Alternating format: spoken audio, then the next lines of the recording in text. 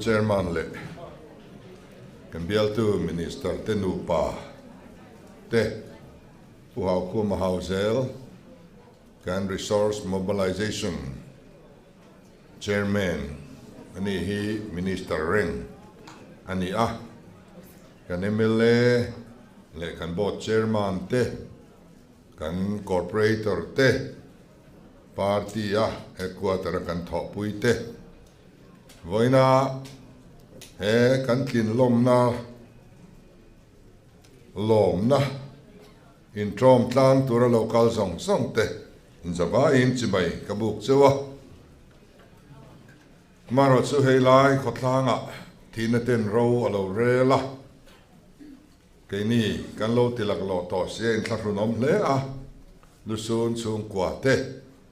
pathian in om pui sela khotlang khria thiam na po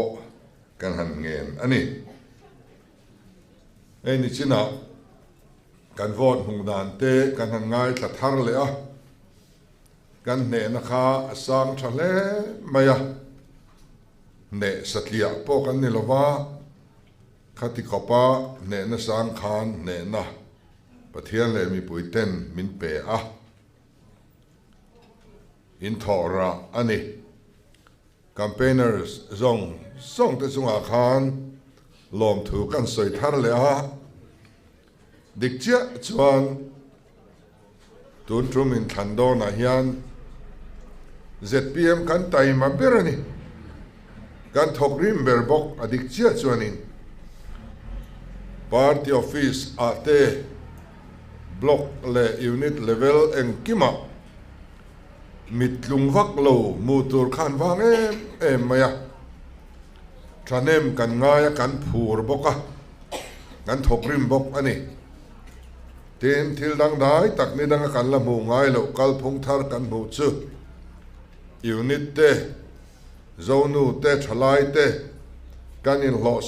supa kan candidate te sum kan pai te kha khang te kha Mizorama la om zen lo tun ma ZMP kan ni lai ka chuan kan ching ve to thina ma ro chu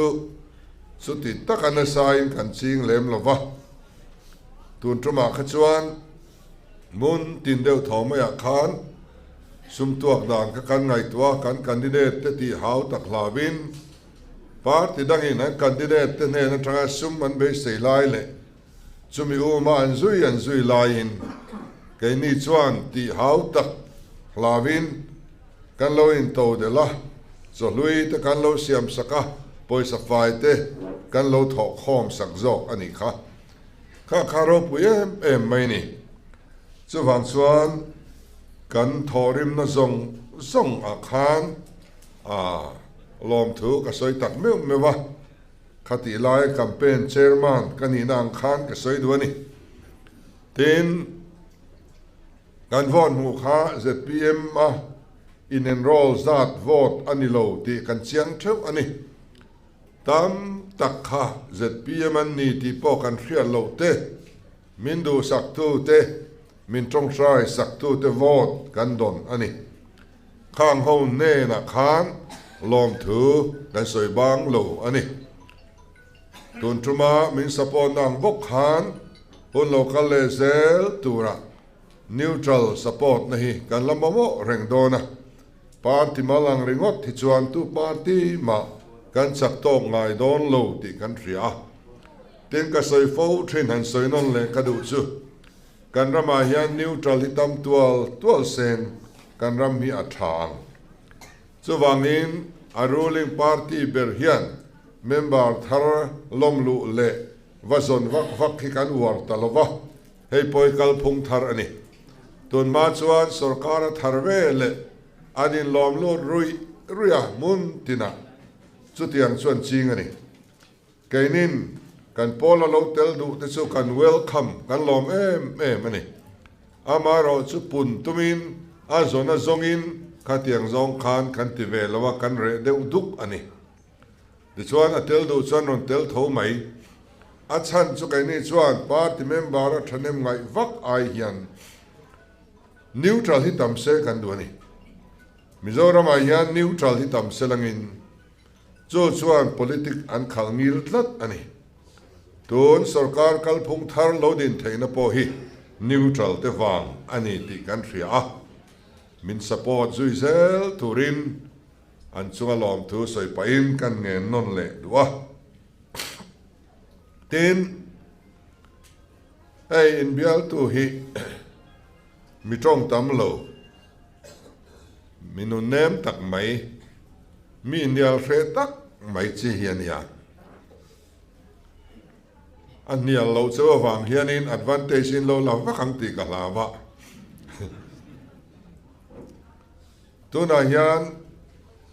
kalphung thar sarkara akki poimo ber corruption dona tur mun pui ber PWD achangani mi pui ma pathian ma voi tam eirolo tura in tiam he portfolio chang tur kan nei hi awan nei thlaka pathian nei na thopui tur tha hi ka dil thina ni minister tha MLA tha kan ruang min trom pui tur ro rel na pathian ram tun din du tak tak tu tur kan dil thina kei point ka dil tamber ani chunga kan trong trai pathian in min chan na zinga mi poimo ber te zinga mi ani a tin kan zinga MLA voi thum tling a tlingun ber pani na senior ber dot tu ani hrim boka alo bom ka ti khop mai ke MLA hianin atra mangjong so kala mang tam vak lwa than tlin hi kan ni sing khopa tram khana voi thum te ka tlinga ni kai chu voi rok than tlin kan ni to MP a voi khat ai kum som thum panga kha alo ni ve a ani tir khan ke po MP kan ni khan kum som thum panga kan nia kan promotion hi chak lo dun khop maya kum som thum panga vela MLA ni to MP ni to kha tu na kan han minister tro kan nia sarkar na thok chu ni la promotion chak lo ber pol kan ni ome kan ngak re ni kan tuar re ni kan nu pui fanau te po an fak om kati khati lai khan pulana tu soi hi oi lo hi kan nei ngai lo wa tu dik lo soi poi ka la ngai la voina soi ro ka chu oi har kati dewa mel fai de ka mu hian ka zak thina ti lai kha chu piare mi ka zuk mela oi lo ti hi ka fe ma ya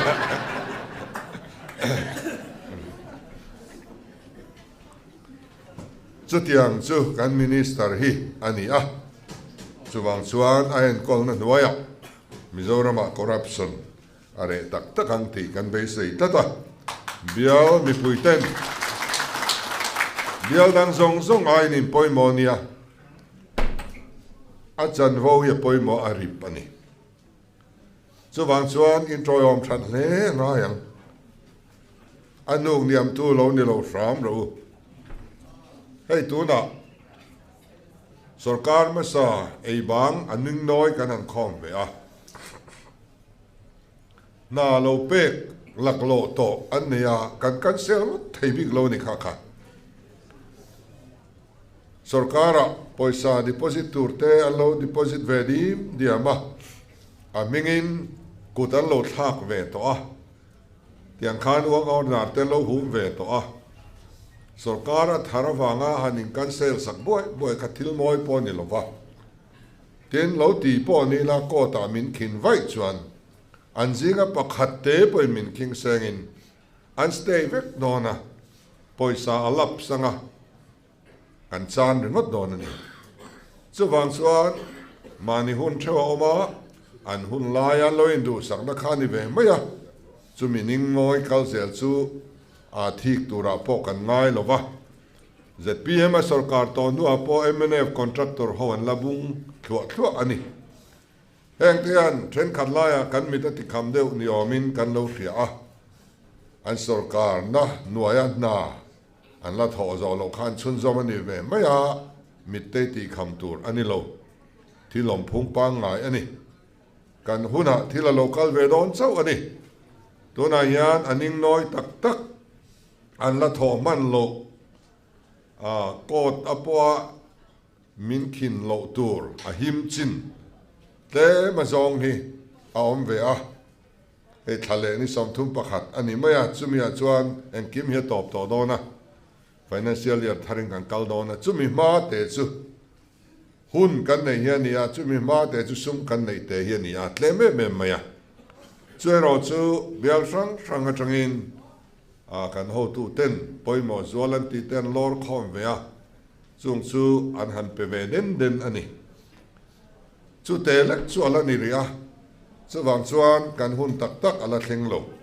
ti hi hria ilangin anga lam pe ila hei tu kin singa khan kulikon damdoin kan wat lo ni health minister le bial tu MLA pu chuan te kan chief secretary tenen poisaning noi kan neya building sang na tur aizo khopuin mizoramin damdoin kanin dailozia country a civil hospital chailei theini to silova ZMC so ahladeu boxia tin kalman telo ngai mi tam tak tan so lo hau takani kulikona ramzau tak main lo ne ya chu bible sia somruk som sari vel kan ne ya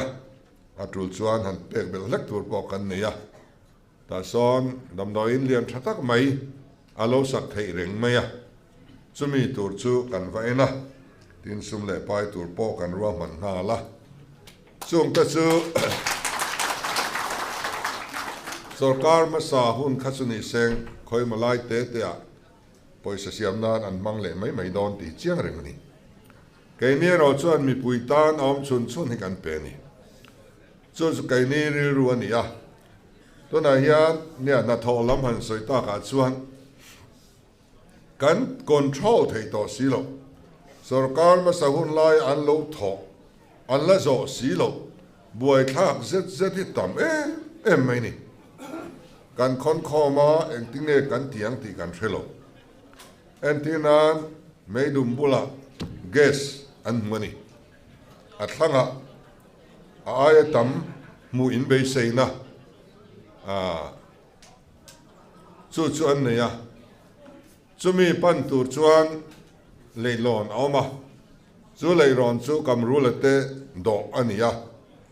leilon lui ati cheto si leilon thar a pe thei bok si lo poisa la treu to si na la thok mang si lo ti chuan kan gas lai chua tur min ti khot lai zo vekani tu na hian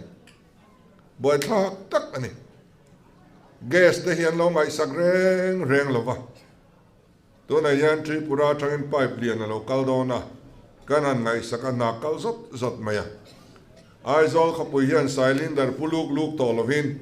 tui kanina kan her hong che hian gas ya pipe in kan her hong ve to don ani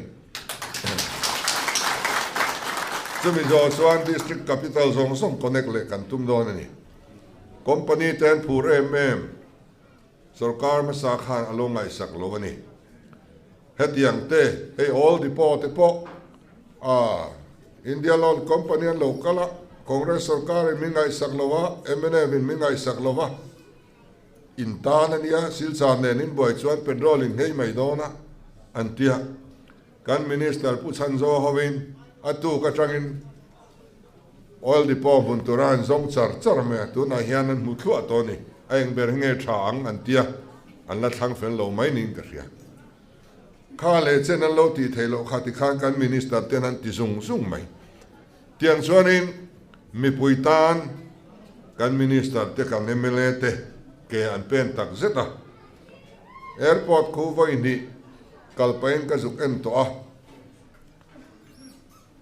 poisa sanction to si dala tholo lo la tam le maya a boy tha khop maya kamru la tho bok khania lo fa sor tur po mu zo mia to lo ni tu na kwan lo fa lo ape thei to reng lo abat zong ku anan chu sanga man nia engineer hamin vai bel chenga ve la ba to in thriani enga tinge po kan thelo a tho nem te lu nen mun sang sa vai bel se ja tel an thok khe thwa ma se bi la pe thei tat lo noi thok te chẳng thêm bị nghe bộ này đâu, cho nên tôi nói quan niệm bồi sa, cán bê tỏ sĩ, hắn chú sắc thấy tỏ sĩ lâu, hắn cán xe sang ngôn đó ni là, nã là thọc lên sĩ bồi sa đen đông hem tỏ sĩ, rồi cả khăn lâu dọc cán ni tỏ đón sĩ, thì ngày nào vang em mấy ni, thì khả năng tu ring ngót mấy mà sẽ lọ phá, bỏ mua dấu tỏ bốc sĩ lâu. Chút tiền chú ôm khẽ khua ni kan rama hian sul nu lui zul mam nga hi kan nga lut tuk ani hei hian enge mo chen chumin wai fual do na ke ma ni hun atanga na reng ero hi chu a tha to do na a huna kan zo to don bok ani hei kan anin rail ball cho ve a pu hau ko ma ho hian resource mobilization anh hàn tít ra nga voi khát po meeting kan la nei man lo mi thiam rual chu chuan in ren chem dan kong eng tinge kan ngai tua theyang eng tinge disinvestment an tia sarkarina asuma a khoi sarkarina mamo silo private ne na plan thei chi khatia nga in pai thol thei chi eng zan nge kan nei ten sarkar na thok khi eng za thinge mamo lo kan lo la eng lai hian nge kan mamo em kan in dai lo na om ti te ten administration a eng nge siam rem ngai ti te khang zong song kha anonen don ani ni hian mania FCS officer tenen kan in kong khoma thing pui kan in hawa MCS officer ho khanin sarkar na thok alien lampang a senior lampang lak tam to lova anuaya thok tu zok in dai lo lak tam atrul zia thu te min thila ten department te now then khati chu amalgamate department pakhata khung khom le atrul thu te min thila kan officer zok te na khatiang rot na changan an ria le anan tuipui kha kalom khop maya kan lo policy sa khania a official zok te chuanin ati len le khati zong khadu om takan nia chu tang chuan kan sarkar na thok ho te po hi an ri ro lo thamange o thil tha hen do wadu ve em tho puan vanuam em katiani alom om kati khop mai ani te chuan he lama project monitoring committee te ngananin siam fela vice chairman a IRS pu RD&M minister rengin kanda cheng khat a lo dona pu hau khum po minister rengane cheng khat a lo dona ni kani chu kan kalda nan khom mai chu project monitoring a chuan a secretary a chuan ruat a sai lo ania cheng khat a lo vele don ni pai tikhan ti tak setin poisa le facility lampang boy pui lovin kan thok dona chu chuan quality ain kol to dona par ti tin point ayo ron siam ro kan tia hei an ron thelut kim lova ko ran ayo te NGO ayo te ne kan ram project kan em don ni ti chuan a huna an zo turania a quality thabok turani ti kha ke ni thu chu ni maya chu tianga kan kal chuan corruption po are chotial tialanga development po achak tualanga na po athatual tual donani heng hi abul kan han tran li lei ania thani em po kan sarkar lova heng kan thoma hian zorama hian mi puiril ruwa hian enge danglam na mental reformation kan ti donem ni moral reformation kan ti donem ni mi pui mi mirale sarkar ha thokte ril ruwa hian athalam du na siam that du na thinlung hi hei a thleng me ka lom me emani tu po mai tho pui an nuam em maya association sang sarkar chunga mi le sarkar pona mi te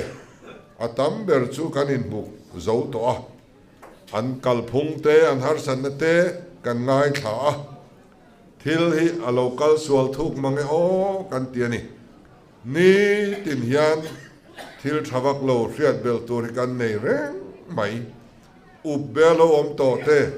an ngai dan le du dan te an chan vo te po au chua pui ngam lo te voina chuan zalen takin thol takin anon din chua pui ngam ta siam that tur lo tam em a corruption kwa po kan no chho ze la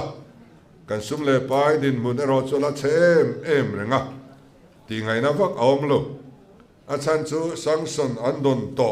aman tur na tura pesi lo thil dangan lo man ral to atam lutu to na yan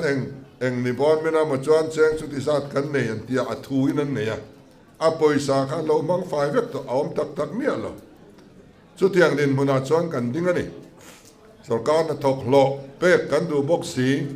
healthcare bat kan du boxi lo thai thar kan lei du boxi tiang chuan kan kal no no a kum khat hi chu in song he na hunatan mi pui kan di la ni kha kan din na la ni reng chu ti chung chuan mun phia royalty te kan ola tiang chuan transit pass ero chu kan pek lo chuan khulama vairama an buai pha wangin transit pass ero chu pek mi seng kan tia ti khuan mun phia po kal zur zura kan leyang kan ti zong song akha item pali kha cheng khat ma sarkarin kan la seng lo kan leina tur ren ai sang vekin thalna an la muria alo mom em ani thank you tiang chuan tuna hian kan in buat sai me ka mun angang motepo ei kan bial nei lowa te son ram ala tha mun tha chunga chuan khang mun pui kan han da na tur te kha an vc ten min pe voin lama te po hian a en tu te an pheya tiang chuan in industry te po kan thil kan thai thar song bol na khonga te po ma lak chho kan tum viau ania ti chuan mi puya reformation a thleng me ka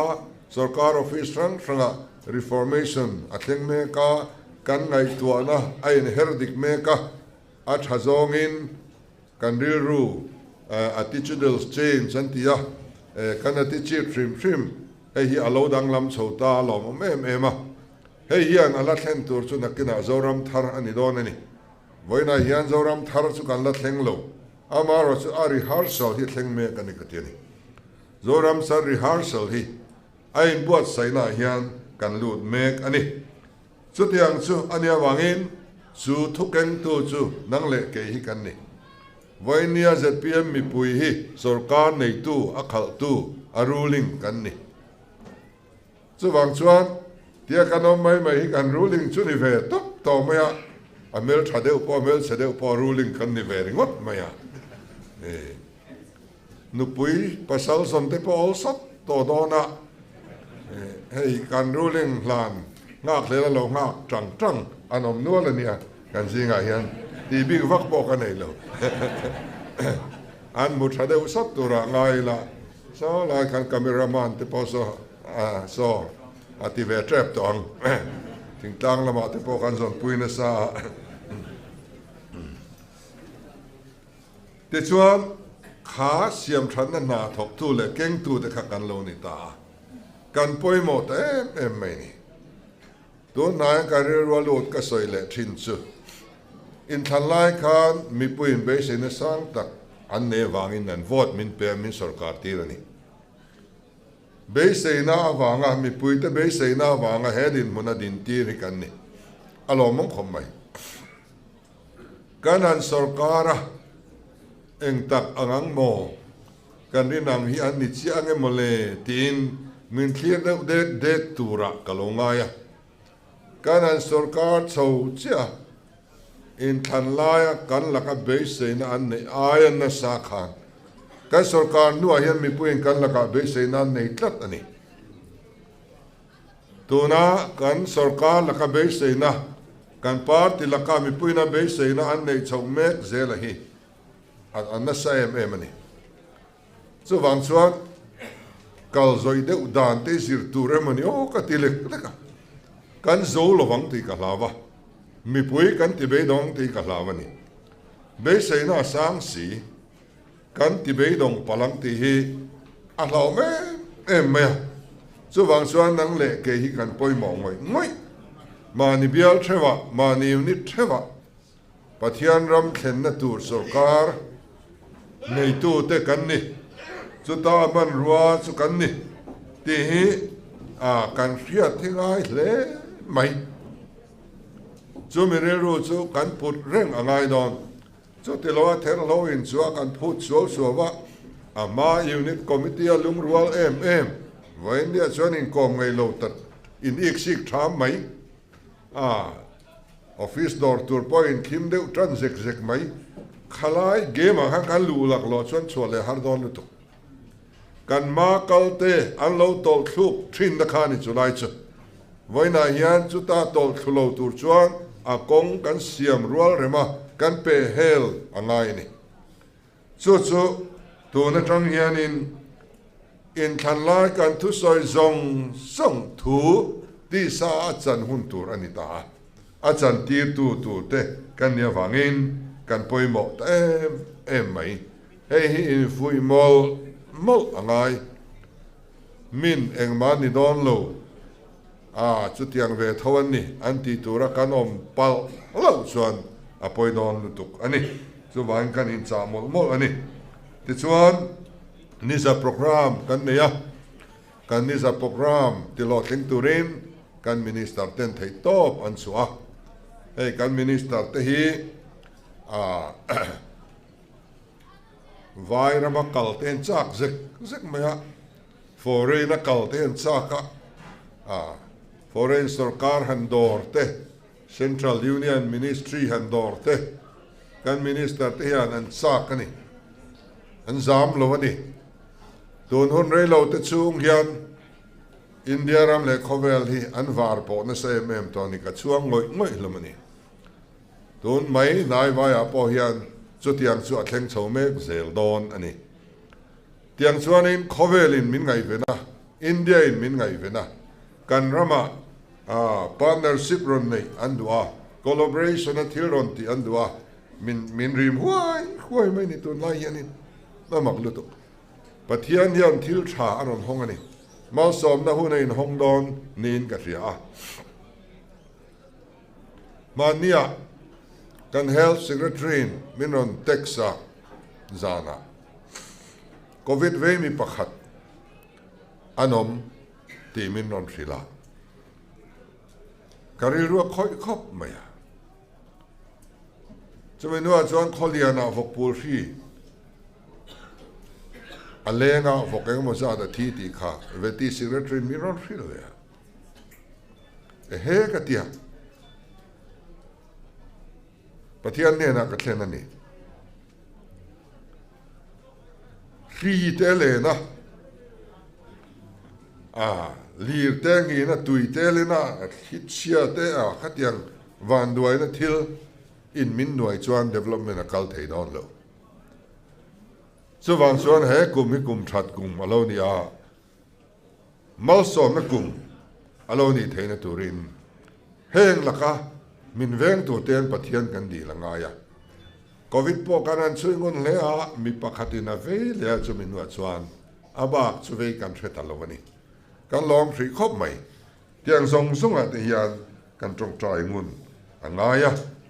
kumza aka nisa programa hian kan achievement hi atam to viawa ten nisa chunga kan ti tur pia lama khan kan minister ten engemo anti manual to boka chu nakina kan leron chuadon ani ten white paper antia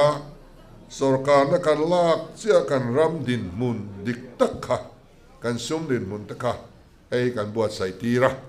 chu kan in te na turani chu white paper chu nakina kan lapuang chuak anga ZPM ina sarkar na lak chia khan Mizoram hi engdin huna nge din sum engzan nge bat engzan nge nei ti zong kha chiang takin kan hrianga khada tanga bul tran kha kan ni ti kha kan in hriat angai ani ti chuan han holding policy ate po Dr. Kesia Hovin ani po Minister of State reng bokin kan da ti chuan kan han holding lampang big kha an boy puile char don ani ani khan ti khan ati big mi kan in siam zela Chief Minister Office po kan thuam chakmek zela hemi ngani Quality Control Division kan ti te po a building a Chief Minister Office a community lenglo maila kan control na noya kan da Sulaya Nasia Sulaya chuanin bitumen dikloan bang chuta chuanin balu dikloan bang ti reng report a local khan kan tir zum don ani an dik turin mithiam laboratory te nena engkim ti theivek an ni a tiang chu kan tiatin NEC lama an mithiam chung te po chu officer on special duty in OSD in Chief Minister Office kan la chowa kan da project lama skill development le entrepreneurship lama chak le zwala kal kan tum ani chu ta chuan mi po kanin du bel awangin kan hanin tilian ve seta tiang chuanin na thok thei turin tuna hian arwam an na state cha hian kan la oma ana thok tak turi chuan kan la pen chuak me olova ten man zana kan ina MLA te zong nen an nu pui te nen cho lui kan kil ho ta chuan ro kan rela interview hun hi jai sing dar college an ve tanga dar so pani ni toro se kan ti ve ni sarkar thal lom hun ka chu atok to kan ti dewani na kan thok man lo ji ga trai zan tlingin sarkar thar kan lo ma sarkar na re thole thei lova sarkar na tam to sia chu wang chuan mi ti danin dar college an ve tanga dar so pani hi interview hun ni seng kan tia PS te kan nei ve thia to kan PS te nei ron soyanga ti chuan in local thei hun tu dar kar ne na ni ne na ron thrilang chunga chu te lo local top kha chu boy thak tu nia in nar hon le rom sia Chief Minister get ron thleng to nar hong le then te chu ma nia du ka ko nok ron ti mai nia ani ve bok la ta kha mini tin hianin a waiting list ron kaldu khi za chuang hi kan nei ring maya chu wang chuanin khami te kha anon ti boy kha thiang big box si lawa chung te su kan riat thiam angaya tiang chuan session kan nei dona ni som pakwa thangin ta chuan thian ne na lo tong trai ula thatak a budget thatak kan nei theina turin tin kumina hian minon ngai sak deu turin central ate po kanan nge na kumba salam ai chuan central atanga grand kandon devolution of taxes anti po kumina hian hei parliament finance minister in an puanga kumba sa ai kandong tam taviau maya central lam du sang na po kandong tran viau maya alom om hle ni heng te hianin sarkar masa andon aya tam kan handong chho thei te po hi mal som na chikhat ani sela Delhi sarkar kal tlangin pathian mal som na alo lu tran ni te poin kan thria ani ten khami sula khan kan budget sula khan nu chwa turi tam em ya sumpeng tam takhi chu kan lain war chwa chho zel anga khalama khan kan thalai te hi mani kening thei turin eng project mo nei tum turin mar roi turin kan sadu bok chawa chuta chuan sarkar nen kan tran tlang anga tu point ro rel na lo chang sela sarkar eng hat lo ma ni keding thei chung kwa atam theyang perein siam so kha kan tum ania chu tuna hian alo boy pui tu le alo pui thei tu din muna kan lo din ve lai hian kan thalai tam berte po hi mi mala ding suak turin maron la ulang kan du khop maya etia contract leng ma mai inti hausa hi an tlo ngai reng lo ni poisa all sam alo lu chuan zu an ina nula an kopa ti khan an chung kwa chu an lo hau sangai mai le lo po thangai mai ma se chung kwa a chia a mimal nu na chia a an dam rei lo tuna po hianin kami tha chuan tu te mo ka mureng mai contract mu thei em te mi soi luai ang chi te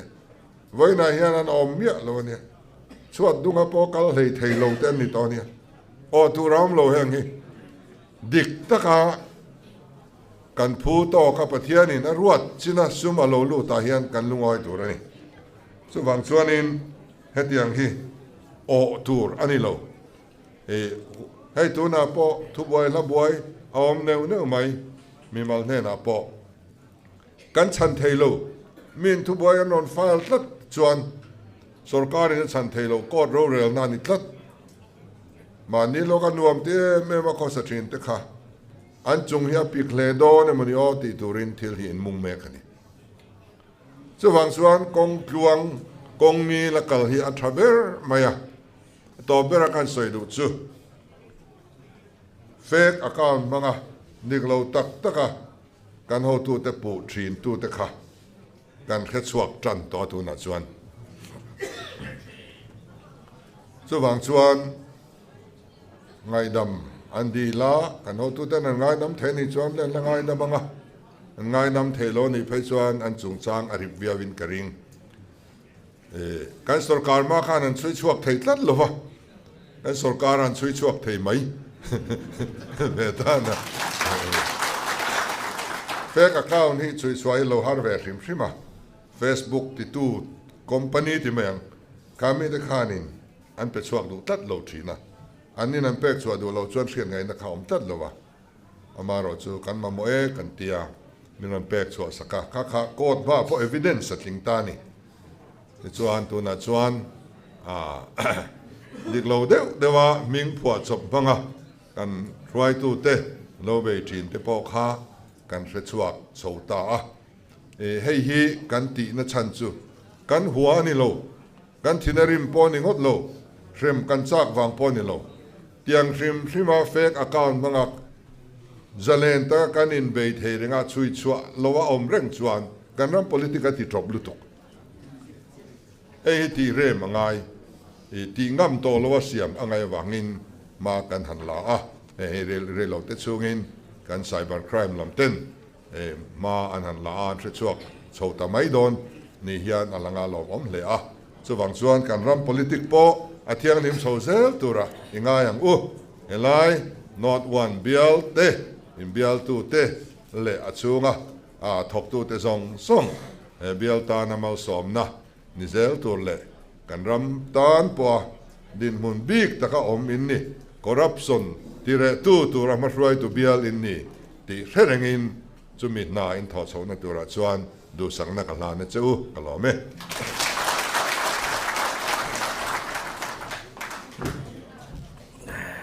chairman kalome nia thu soi rei chin lawa thu soi toy le solo ti ani wangin soi ve nge ero chu angai wangin tu soi na un toy min pe ka wangin kaloma and chief minister le LIBL tu and minister puwanal hanate kan officials tele kan member pui zong zong te chibai ka buk cheu ni kan bial tu na kan lom chan pulhana hi kalom pui MMA kamu masak ber khalung le LMC khom pui kan ti in than khani a chuan kanin mu masabera missing face to face again chuan hey kong pui chung chang ka ve MMPWD aron chang le a in soi thei na lam ne loin in bi hriat pui angin foreign lampang rong bola nein ka kal fo thina chumi wang chuan kong arwal o na hi keima thil dang zong ain ka thin lunga atlana bera chu ani na ron chang chata mania i news a tele YouTube ba te kong pui siam da na dikem ti a en lai ka muwa nukul thu min ka lo en ani karwal o na taka pathianin keima anga vei kong pui en kol tu tur keima anga rual ot ke ai ma rual ot min pe ni in ka sia kalom tak set ani chuti lai ro chuan kan kong pui te ero hi chu thade wa siam te om rualin a line chung changa hian a sir te a lai te hemi a line chung changa tlemin Mizoram sarkar ma sato ten kong pui line hi kan that che ema kong pui line hi decoration ani baka apoi mo a voi khat chu mui phang tlang atang kan ron ho in chum azing na se me meya kong line asir ton line ani lo wangin kong pui ramri sia ta har khop meya chu wang chuan kanin dap chop titi a line na om ang chia chuan thamuanga kong ina ra tur chin min ron thrila khatiang anga khan kan ram PWDN call tu tele minister thlengin sarkar to te hi an larwal ot lo deu emo an la chimlim lo deu nin ka sia helai hi ero chu kan sarkar thara tang hian kong pui chei na asiam that mai ni lo a chei na te om se nei taka line rin te ron war le zual turin kan ngen du ani tin kan chief minister thu soi lai kha kalo en wanga teril ruwa om chu CADC chakma district council lam zong te kan fan tun lai te teril ruwa oma nu pui nei zo lim lol party alut ngal honeymoon man tivel lang man lo vo in thenga post wedding photo la la theilo in nei zo thalak moi tak an ti te album nal tak ne na do kan chunga in leng te an chop thin ang po laman lawa he party in atir kwal boy ngal kha kania kan stress level po san ngai na la sang renga kan lat la zui le ngala nu pui nei bok party ya zei hau lo thin lunga motor flex party flex tar po ngam lo khopa bultrana kan hau tu ten min lom lu tlaya lungleya an tir phei ngal chumi in than LMC te zema bok te kan han ti zowa kan champion view 9 ti khan bial virtua min han ruat le in thei topin kan tlana in than lain ka kril phir te an zaya ka lung te paya thum chung ka campaign lowa kan pui dam do ina kar khat in than lai bokin kan fang ha lutuk te aniang chu om boka chu tiang chuan kan in nei zo lim kha lim na in nei zo lim na te engma kan feel ve man lawa tir buai thuak in do na na sataka kan talut ngalani chu tiang kara chuan kan CM hian thei topin min puya kabia la te po tinan kalang atinam huna kan kaldun thin boka tunai ro chon CM an lo ni ta a nei kan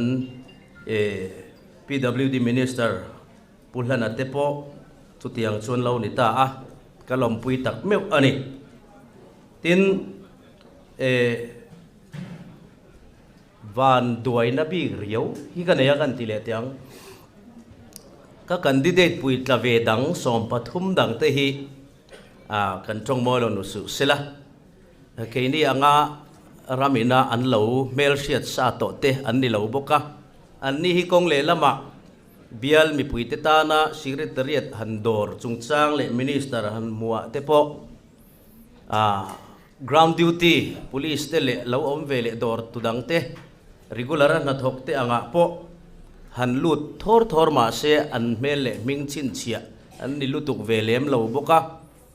an tlang an kal hoi herpo atha muang big nin ka sia ke ro chu kan lo tlabok nen khulaya minister omna buildinga kan lut ve zen te po hi bial mi puite ta na thei top chua zui ma ni ila ka mel hian se chiang lu tuka ka lan zin pau le ka mol phau ni hian ka ria chuwang chona shom ru khop maya chuwang ina chang chuan max ka vua lukhum mathok khumin kun lutukin ka pota min hriat lo nan ka lut thina ming zianam huna ka waziak thlapa minister room ka lu dona ero chuan ka mai ka hong sam ngam thina thilenge mo ngai tuana sual om theya kan ming te le mel te hriat ngala ni wangin manita na chang mahaya lut ve zen zen anga min muthuai thei ti ka hriat awangin katan enge mo chena berilite anga mi hriat kan lo hlo sa hi awan nei thlak rualin politics suang chunga chuan awan doi thlak chep ve thina ni ti lai kha kan soi du boka tin atop na bera chuan party huang chunga kan vain ti hian kan oma ka soi fo thin politics ka lu ma ka soi fo thin chu tuna khan i omna ka usana enge ini ti kha serengang che ti hi ka cha du che ani in omna ka usana enge inni Sunday School zirtir tu inem pavalaya inilur em Sunday School secretary inem chulai chu kausan mei che huang chunga po KGP anga po pathian hian danglam ngam ring tu amin siamatum lova Krista muna in ati danglam hlen tak niturin min siam thar atum zo kani chu hriat reng hi angaya ni politics khowela hian chu tiang ani lo chuan Sunday yalalpa ta na in sir danglam ngam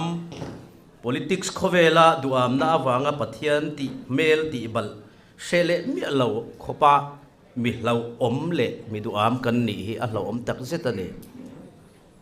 sahuai hi oma sahuai ni do ania turtlang khama in sa te hi sahuai an ni bokan tia thotan we kar tluana poisak nei lova sumle pai zong a wak a tu po nek chuak se lo Sunday zing alo ni alalpa sum ka ngai ne pati sale thin te poisak wai an nia chuwang chuan tu tiang mai chu kan niang ti a hlom ani chuwangin kan ho tu te a in kong tlin le na tur kong chung changa po tuna chuan kan ho tu te hi hero ni in el na thiang lima anin el meka mu nom katia mi puin mu nom antia an chan chin Instagram te social media te an ron phaulan reng hi mi puin an loma kan minister te hian ka minister puite kan MLA te hian kan MLA puite a in ka thok lo bi kang ti hlawin tuna hian in el na thiang lim an nei meka tiang ang sarkar hi ramin muan lo tum thin le tuna kalphung thar a minister thil thatia in el so khovel hi kumtam mizoramin alo mak to a chuwangin social media alo chak to a chung kal tlang te chuan an thil thati le an malak na po kan mu thei zela kan chong moi lo ni su se kan hriat thei to sarkar te khan enge mo china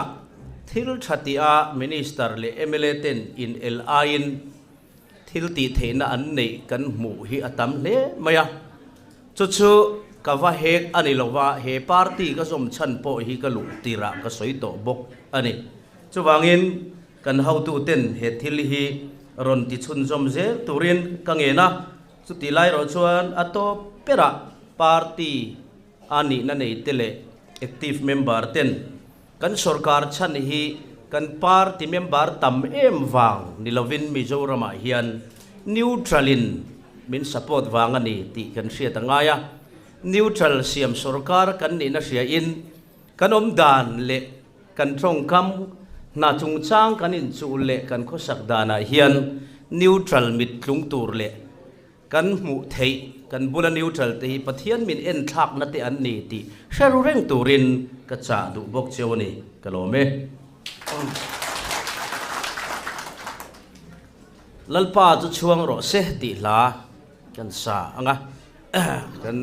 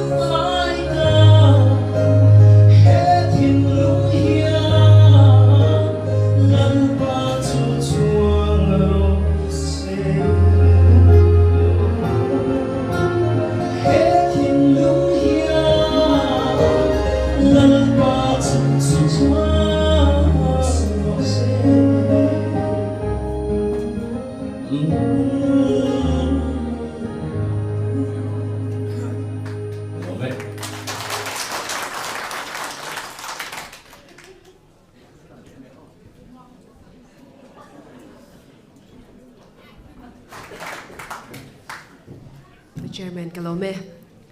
hey, kan pu nia Vanlalsailova ania avan doi na kasoi kan soi ve lo kanga. Tian kan ma thiam deu in zaya. An zai lai in ro chi bai sup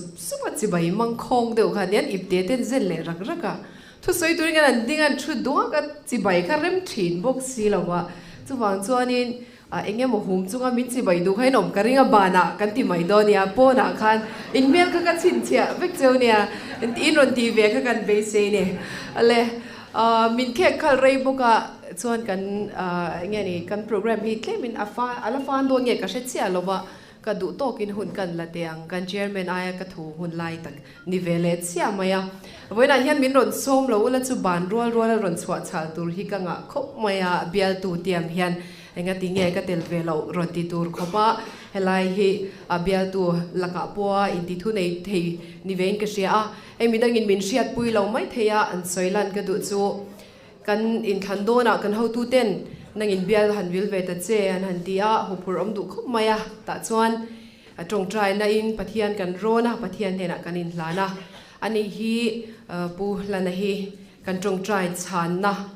pakhat ania apoi mo berzing ami ani nge a ama poina in selo mai theya hena hian lom thu po shanin ka soi chuang lova ma se ka thil so hi a shathiam tura ka ngaya manen hian han lena han ati na tur te le midang han chi bai tur te po kan nei nge a chutiang konga min tran pui tu pathian hena kan dil na le kan tong trai na chan na kong poi mo takani ti voina hian ka soi lang du a chuwang chuan helai ka ron tel ve hi atura kan ngai ve ngota tin kan biala la som lu ve kan ngak boka chuwang chuan nakina tha aron su thei tura ron lom masakha ka duwa voina min som wangin thinlung takin lom thu ka soya block ten hetiang ruam manna in nei hi aro pui alom om tak zet ani le chuan han soi tur kan campaign lai kha chuan campaign aw la deuh kha oma kan du zong le trul te ke mani lo thleng te kan soi thina tuna chuan kan siam mina soi ang khan thu le hla te ti sa a kan chantira ataka kan kalpui hun turani to wangin khalam zong deuh kha angai to in karinga he somna ka mu tir bera kan chiar wangwanga karil ruwa lo om ma saber chu sarkar na kan siama bungthar kan kai ta a ta chuan en tur dik kan en lo pala theng thei tur te tam tak thui tak kan ngai to hian en tur dik le von tur dik te ngai sak tur dik te ngai ven tur dik te hi kan ril ruwa hian om reng sela kan thinlunga hian om reng sela ka du khop maya achan chu kan aw hla khan thei big nei lo mi pui sarkar kan ti a corruption om lo na kan ti a thil thatam tak kan ram mi pui te na thlenge se an ti kha kan aw hla ani chu tiang ang alo ni ta ka chon chu mi min ti hlotin pui thei tur chu pathian le voina min vote tu te mi pui te hi kan ni a bible kan huwa petera kha tui chunga akala lali swa en chu kha chuan akal kha abuai lovani tluk le tlak kha hlau lova that takin akalani nima sela amale man ena akal na tui chungan ena mishinga tangin a thei lo ani ti an ria chwa chuan abuaya azama atludona engkim kan hu kha chutiang ang deuh chuan he sarkar thara po hian keimani mishin na hian mithiam mi thatam tak chu an om ngei mai nima se fam kim lo na te kan nei thina kan thiam na ten chin to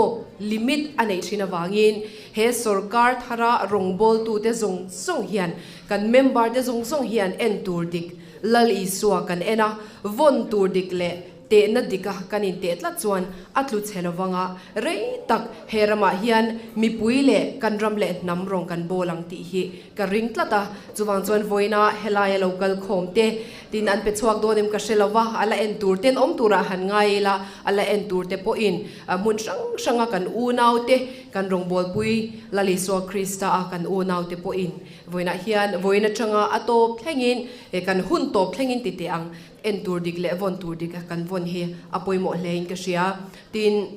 adot le chuan hey di china kan sui ang khan mi pui sarkar ania thleibi kan omdon lo kan ti a kan au hla nge yin kan bial lama te po kan kala nimin lama po khothum kan tlo a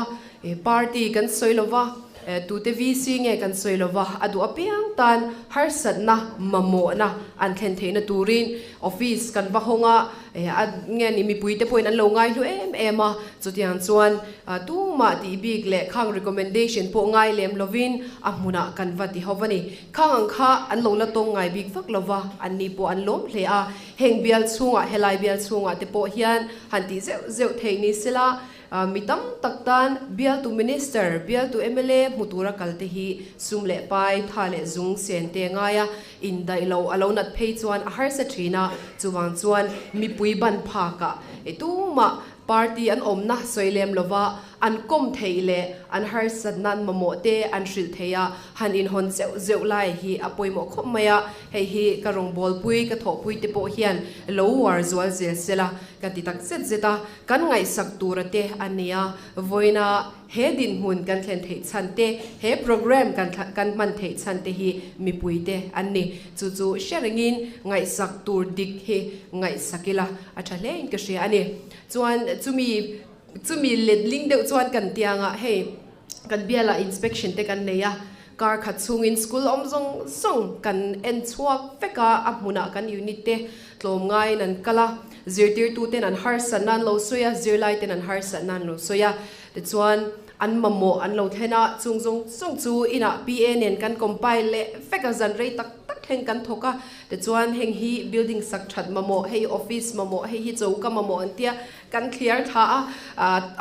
maka tam khop hi report minister a kan thelu to nge a voina hian kan chairman hi ngatinge education minister in som velo leo hela hian thru sela ka report ka heta tanga bo zui kan chak deu tura kan ngaya kan thon lu tam mai sia ani pon alo keu ve fe tura ka ngaya chutiang chon zirna in kan en chuak feka chuan headmaster nei lote joining date bak lo mu lote kum nga chunga mu to mi lote zirtir tu an omna mun tura ommia lote atam em maya zirlai nan tuara zirtir tu a tho puite nan tuara zirna in a tuar boka bialin kan tuar boka ni khatiang kha ania wangin tu na hian na tho kan du kan ti te sarkar thara chuan thil that takati kan du ani turang ni tir kan du tia kan aw la hi min ti hlotlin sak thei tu chu khang kan official ataka thok tu te a feel to om te kha in ni a chuwang voina po hen chemical tlang hian ngen na ka siam du a kan education minister in a soi to a dan le shai mangin dan dik tak mangin zirtir tu te po in om na tura kan da don chewani tia lo already tak te po in omang ti kan ring ma se kan bial dang te he bial chung e po hian zirtir tu an mamo ani zirna tha kan mamo ni ti te po min lo shiat saka an son na cheu in klina sarkar na in tho do na signature in pek la ya khoi muna po ko omang tia in tiam na anga an ron da huna cheu khat khongai takin thu oi takin he sarkar hi min lo tho pui turin kangen du tak zet zewa kan zirlai te an khongai thak lu tu kani November tha khania December nia textbook pon lo la dong kim lo khatiang mai kan kal chuan naki na helaya MCS MPS kan tia achung UPSC kan soya kan lang tam theilo kan lan tam theilo na chan chu elementary tanga kan lo chiat em wang kan lo bal em wang hi ani ti hi ka soinon mol duwa chuwang chuan hemi ko nga hian i thok tha ang u i thok khowang u i thu i oyang u ti kha kangen na ania tin na thok theya kan in siami poimo khop mai hey secretary da ke po kan han leng kwal vela kan thli thai vela kakal zing ang reng viu maya achan chu kan minister te an lo oma bial mi te hi chu kala mulu tuk lo chewa voinai ka soi chan lo chewa in leng an ne an nga em khoi room a po han nga em ve kani thil chu la tama ka she thiam na tuk cheu masi ni china kan chi mina soi kan timing kan von lo chuan dar nga te dar ruk don ate file an hong chia an end man chia ni voina I deal poimo emergency loot kha minister in han enjui du don se a theilo a man lo a dotle om sel an thingpui in chung po an chol man lo chu tiang chu nia katiang ani chon kan file ti akal chak theilo kan deal na te kha a hlotling vat theilo ti share in kan mi le sa te kan rong bol pui kan zpm chung kwa te hi chu a she thiam tu lo tang ula abik takin he bial chung he block chung te po ti la eng angin nge nin then ka she chi alowa e chu tiang chung ami te phei hi chuan kan bial tu te kan minister te hi na tho na hun siamang o mla te po na tho na hun khongai takin isiamang o ani lo chuan intan kan mi te tan kan ram ta na office door kan ngai ve chang te file zir kan ngai chang te lekha chiar kan ngai chang te om ve si a chumi ti na hun min pek lawa kanin kom le leya kanin chibai reng chung yan hun aliam tam si a chulai te po chu in bial tu ta na soya nuam lo mai theya kan soi saka lo ngai ta ula na thok tura than chwa te kan ni angin na tho na tur hun in siam saka hi apoi mo lai ber ni in ka sia a khalai kha pulanak mingin request kan siamanga alo ti chi alo ni le bana min how mai sela e tu na chu ka soi tur ka sei zo to thau thowa tin chuba ka chuan boy reng te alo oma ani theilawa han hun ol te omani ta chuan ke te thil khovel hi akala avir renga tongpo thanga engkim athanga technology ni se he asam tunga upgrade kan ti khani a chu tiang chuan ramrong bol tu te hi kan omangai hei chu thalai thil do ni hei chu tun nai thil ani ti ringo thi a theilo ku library kan ne ta khwan lekha bu te kan en kwal vela ke po engineer te thian ti pu ke som vela zia te kan la a enge mo kan na thoa engineer te ne na income te ngai pwd thil kan lo soi ve te ngai a ta chuan kan in zirnan ti in lekha bu cha thatak tak te kan la a kan ho chana chung mang tang kai zinga chuan bial tu minister hi atel ti te po library staff ten min lo shila ka thamuang hle maya lo in zirna sa alo in prepare na sa ti ka sia chutiang che chuan ka tho puite hei voina hian sarkar thara hian fresher kan ti mai first timer kan ti mai hi athanim jok te kan lo ni box si a chuwang chon kan ram mi puite mamo na anga thok chuak thei turin result tha nei thei turin heng kan hun ol claim te no kha nan hian lekha te chiara inzira official te na inkoma zo tam te poi mo leng ka sia chu na thok tura siam na lai ki a po khan atel ve tho in ka sia a khalaya khan je tel dan ngai to ta ila kan inzira kan in chiar reng hi angai tak set zetani le de chuan minute som vel ka ding time ka sia a toy te ka soi lenga ka du to mai anga hei thil kan han ti tak dona a harsa thin khop maya ma se kan poor minister ka fak MMA a hoten ko khoma thilan han soi official ten han ma chon sap sar kha ka chu har lutuk sar kha ka chu e mana apo kan ti to thina a lo ti thina ma se ani chuan chumi sutlang tur chuan alom kan om chumi a har satak chu ton turin alom zpm te kan ronoma pathiani na rongbol na le rorel na min pek ti in ati thak zelan tia chu chuan na satakin e ami le sa te official te po anor kalin ka ringa chu tiang de chu ni a voina hian har sat na tam tak kan tok don kan soi thiam le kan rin thiam pia ba ka har sat na po ton tur tam tak kan neyang chu ti huna chuan chung ton turin chung ma tong tur chuan mi puiten min thangani ti hi sherengila tin chumi kan ti lai chuan mi puite po in khongai takin min lo thop chun zom zel ula kan du tak set zeta tin chumi ba ka chuan hei ke in shia a ho setanga hetianga ron ti chhautran kan ni a chulai chun poimo te mai soi du ka nei chu entertainer kan ti voina hian entertainer tam takan om YouTube lo en ula zai thiam lam thiam rap thiam a thil chi sang siam thiam te painting thiam te an omani ta chon hei Korea ram man zan lu kan South Korea minen kanin koma ata chon min srila he blinks te kan tia kan how to te hi chon an she lo mai theya in tu le fa te nan shianga Korea ram atanga zai thiam ron chuak BTS anti mi pa group te me che group ten omani tur sang an ne khovel sang an kaltrina an lo hole hian an president an ramlal berin choya siam saka ti puina honan petrina ni entertainer an ne politics nen khan in nam noina om kha ke chuan coloring phalo renga ma se engwangin nge chutianga an ti kha kan han zir chian na le min chana chuan an ni kha kan zai thiam ate kan lam thiam te talent pathian ina thatak tak ape kan thalai te hi kan culture mizo te khovela min pho chuak tu te an lo ni tat maya hei tu na hian kan ria em ka shelawa Bangalore te kan rapper ten soma chon mani lok Delhi training kan kaldon khan khoi festival ange o band kha anon soma zai te ho band khan ron soma ti chuan chut yang chuan kan thalai te an kal na sania India rampuma hian mizo na kan culture le khovel thiam na infin kop katimeng khami infin ina anwa antalen anwa phochwana khan mizo society te hi min ti ming tha a khovel ria ta hian min pho ni chutiang ani wang chuan tuna hi chuan kheikum sang ni somni le palia hi chuan atuna tang hi chuan ti ila kan entertainer thatak tak te po hi politician a le tum kher na ni lovin keini nen hin in kung kai na tha neila kan member ten en polo in chanel ula hebial sunga hian thiam na thatak tak nen omang khang te kha kan promote anga anin kan raman promote anga kan culture an promote thung don ani chutiang anga ti na chang te chu kan ria thi a hun toin ka ria a chuan hei ZPM te ramdangin khovel pumin min ngai ven ema keini te po North East Live kan ti mai hei news channel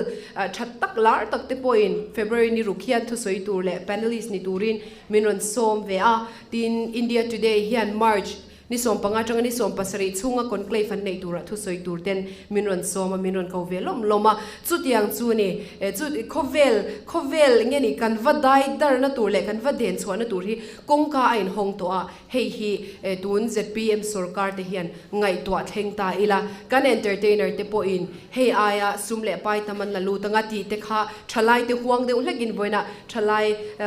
MLA kanina khan represent tu kanina kan soidel tu a kan minister te point khongai takin milo shiat saksela an ril ruan thinlunga milo da saksela khoi feel the tang po hian hlotlin na tun aina sele zwal khovel pumdeng chuak tura kan nei thei ka be seya tin theina kan nei bokani ti lai kha ya soi thei ni sela chuan he hun thataka telve tura bin soma bain kaloma corruption free ni tura apuang nember bial inni hi in chuan ama tukin kan chuang chewa anung inzui zo ngei po kan ringa he bial atang hian bial dang lo al ne ula lo al chuak ula chutiang chuan rampum kan tuam chuak anga he kan boina ni reng thin ti re thei loi mo kan ti hi ti re thei alonianga chumia su tu poi mo ber min bial tu nangmani bial tu chewin ne wangin thei patopin a sheoma te anoma te po lo thop zel turin ka cha du tak zet chewani chuan in ti tur kan mabak kan machop tin reng te lalpan mal min som sela he ram le mi puite ta na ZPM sarkar himal som na ani nge thena turin voitam tak ngen na kinzel apo tong trai na lo hlan turin ka somin ka ngen tak meu cheu ni e voina local khom zong te lalpan mal som cheu ro se kalome